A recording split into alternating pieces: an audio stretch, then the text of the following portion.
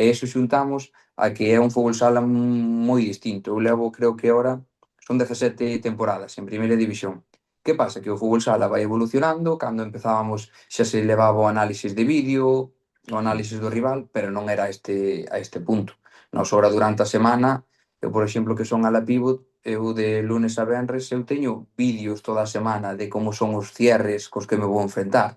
Mm. Eu antes de recibir un balón xa sei por que lado ou intento intuir por que lado me van a anticipar, e o porteiro co que me enfrento, si tiro escorado, que perna vai, xa está todo tremendamente estudiado.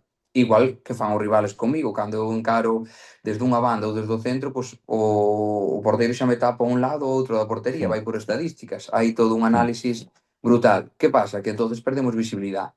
O alemão de turno que facía un para un e non lle salía nadie a cobertura, pois podía facer un caño, podía volver a facer outro caño. Ora xa tería un xogador pegado a él todo o partido, as opcións de un para un serían escasas durante un partido, e en vez de quedar 8-6 como cando eu empecé, pois ora hai partidos que se quedan 2-0, 1-1, e iso ao Mm. espectador é imposible que lle guste tanto.